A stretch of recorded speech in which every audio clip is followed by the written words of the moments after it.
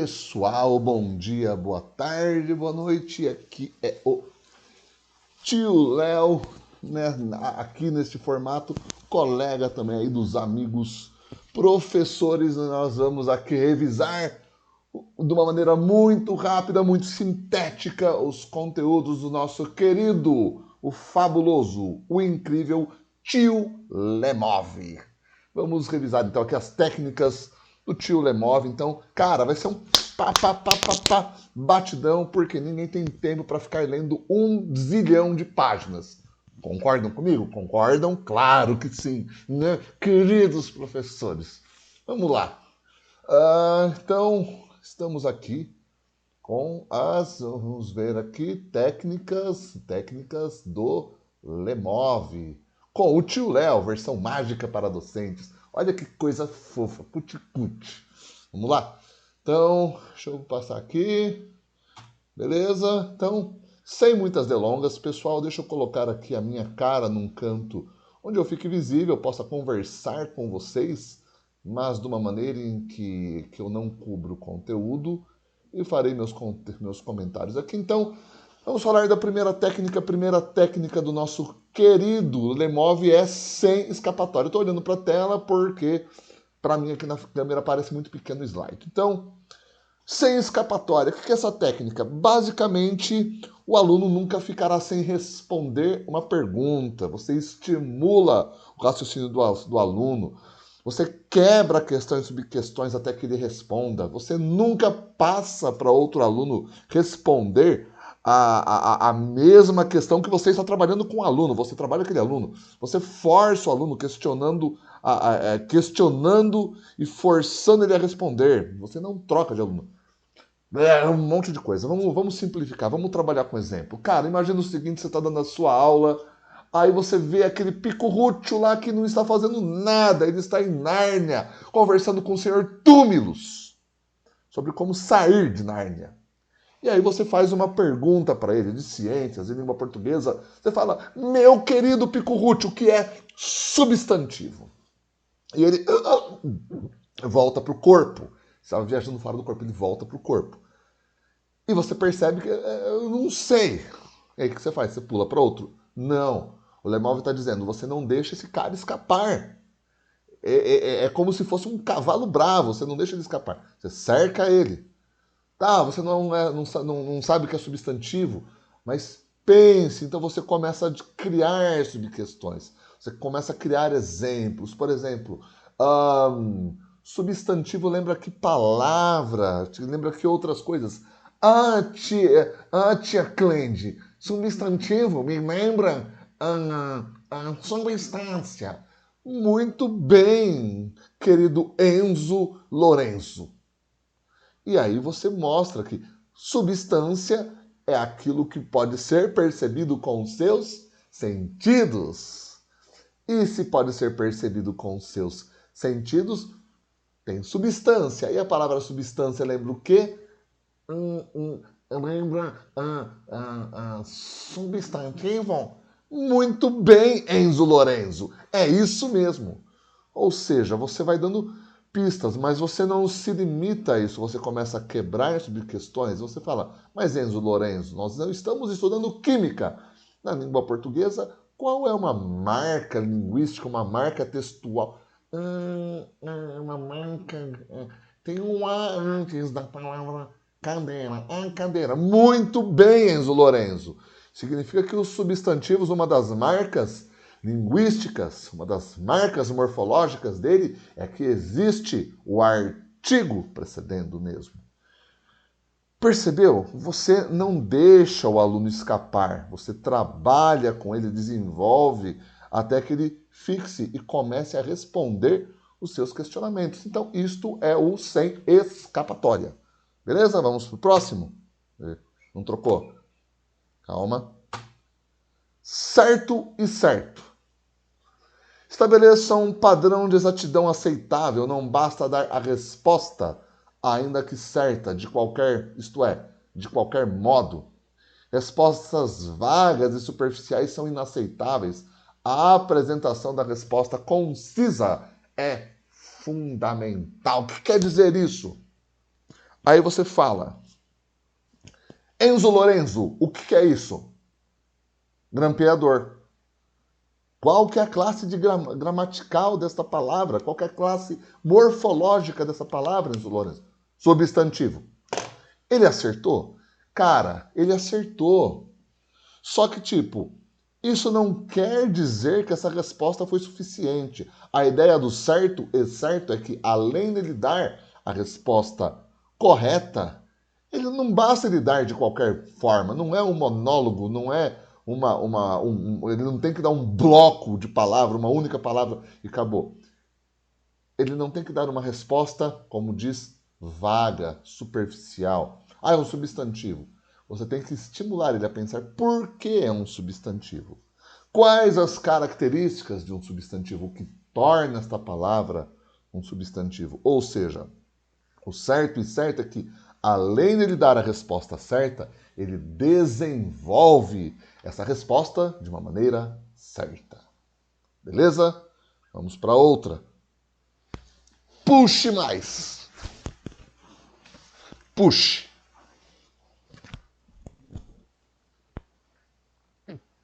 Puxe. Vamos lá. Puxe mais. O objetivo não é apenas chegar na resposta certa. Aprofunde o conhecimento. Não tem muita diferença do anterior. Com novas perguntas. Busque, por meio do aprofundamento, consolidar o conhecimento. Cara, seguindo o esquema do substantivo. Ah, beleza, é um substantivo. Muito bem, Enzo Lorenzo, mas o substantivo, ele é uma classe de palavra variável ou invariável? Se é variável, por que é variável? Se é invariável, por que é ou não é invariável? Ah, é variável. Ah, é variável. Por quê? Ah, porque ele varia. Varia no quê? Ah, tem o masculino e o feminino. Só isso? Não. Tem o singular e o plural. Só isso? Não. É aumentativo e diminutivo. Só isso?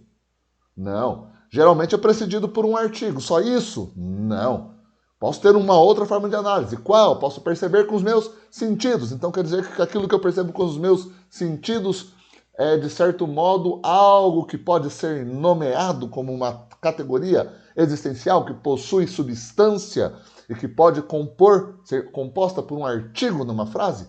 Sim. Percebeu? Você não trabalha apenas um conhecimento bruto, único. Você desenvolve, você ensina o educando a lapidar aquele conhecimento. E esta lapidação, primeiro, demonstra que aquele conhecimento se consolidou. Como? Ele tem a capacidade de produzir conhecimentos a partir do entendimento da mecânica, por meio do trabalho que você fez no Puxe Mais. Boa expressão.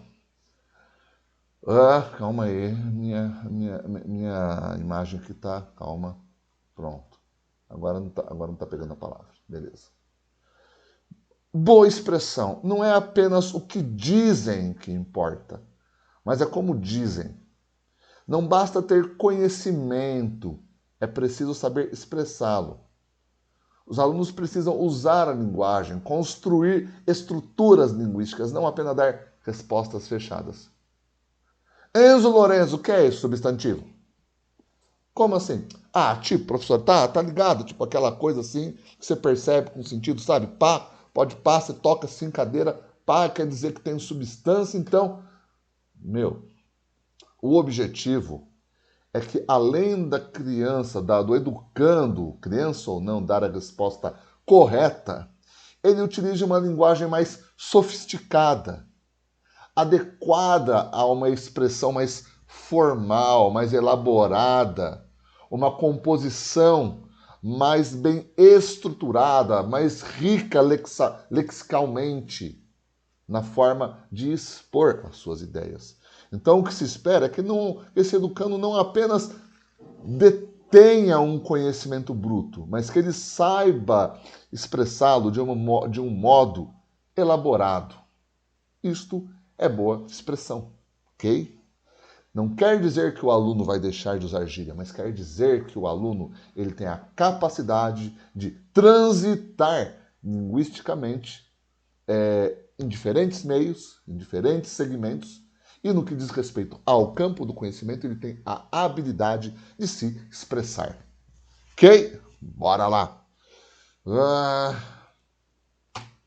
Sem desculpas. Nada de baixar as expectativas sobre a capacidade cognitiva dos alunos. Nada de pedir desculpas por conteúdos que parecem chato. O conteúdo deve ser apresentado como algo importante e relevante.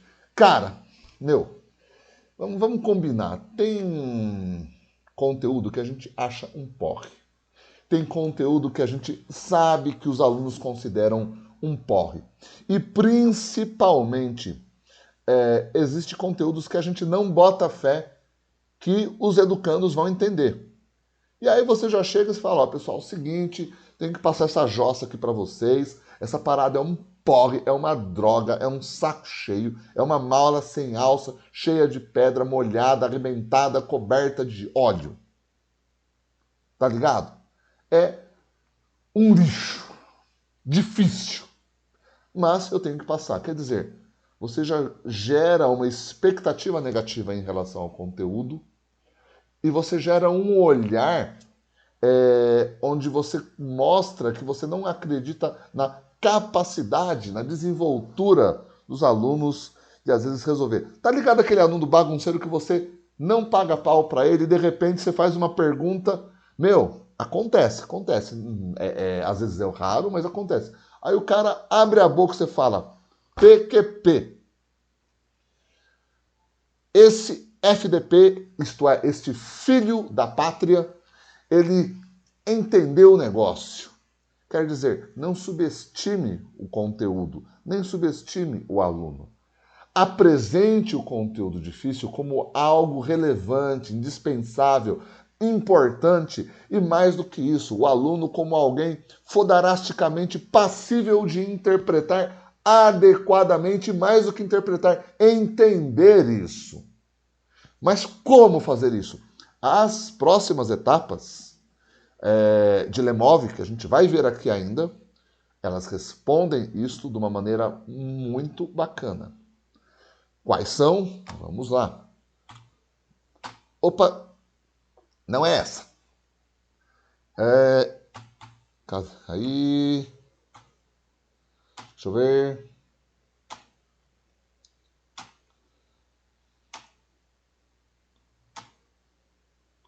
Sem desculpas, foi essa. Comece pelo fim. 4 critérios. Deixe claro. Caminho mais curto. Olha, eu creio que esta seja a técnica mais adequada para resolver aquele problema lá da etapa número 5, que é o quê? Sem desculpas. Como que é? Então, sempre escolha o caminho mais simples para passar o conteúdo. As aulas não precisam ser complexas, se é possível serem simples. A simplicidade pode trazer interesse e, portanto, melhores resultados. O foco é o aluno entender o conteúdo. Ou seja, cara, academicismo é para nós, não é para o aluno. Ou seja, eu sou formado em letras, é muito divertido você pensar nos 5 tipos diferentes de gramática, gramática gerativa, entre outras gramáticas, gramática formal e por aí vai. Mas, cara, para o aluno isso é um porre, isso dificulta. Então, como que você faz com que os sem desculpas, os conteúdos mais complexos se tornem interessantes para o aluno? Vai pelo caminho mais simples. Sempre escolha o caminho mais simples para passar o conteúdo. As aulas não precisam ser complexas. Tente simplificar, tente trazer isso para uma linguagem, muitas vezes, como que eu posso dizer, uma linguagem que seja adequada ao próprio contexto do aluno, como ponto de partida para levá-lo para uma linguagem sofisticada. Você está falando para me falar gírias? Estou! E é isso que o Lemov está falando. Você começa com exemplos simples do cotidiano, talvez utilizando gírias, talvez utilizando músicas, talvez utilizando anime, talvez utilizando desenho, talvez utilizando um dorama, talvez utilizando o Chuck, talvez utilizando o Dragon Ball, talvez o Naruto não. Enfim, sempre escolha o caminho mais simples para passar o conteúdo. As aulas não precisam ser complexas se é possível serem simples. Você não precisa fazer uma mega equação se você pode passar de uma maneira mais simples. Um caminho mais simplificado. Para quê? Para trazer o interesse do aluno. Como? Mostrando que ele tem a capacidade de resolver aquilo à altura daquela ferramenta que você deu, que simplifica os processos. Ah, fiquei mais interessado. Aí nós vemos que você desenvolve mais essas respostas. Portanto, fazendo dessa forma, você tem melhores resultados. Por quê? O aluno começa a ter o foco, que é que ele entenda o conteúdo. Belezinha? Então, aqui matamos a 5, matamos a 9, vamos para a 6. Comece pelo fim. Tem o objetivo final em mente, mante. Nossa, me perdoem, pessoal, mas paciência, corretores ortográficos aí. Enfim, vamos embora. Tenha o objetivo final em mente no planejamento da aula. Ou seja, saiba claramente aonde você quer chegar. Cara, sabe aquela aula que começa e o aluno não tem a mínima ideia de onde está indo, para o que está sendo estudado? Nossa, professor, que matéria é essa? O que a gente está estudando? Cara do céu! Garanta o aprendizado de forma intencional e direcionada. Revise o conteúdo ao fim para saber se o objetivo foi alcançado. Ou seja, cara, o comece pelo fim. O que o Lemov está falando é o seguinte. Você chegou na aula. O que você quer que aconteça no final da aula? Essa é a pergunta. O que você quer que aconteça? Eu quero que eles aprendam o grupo das palavras invariáveis. Beleza.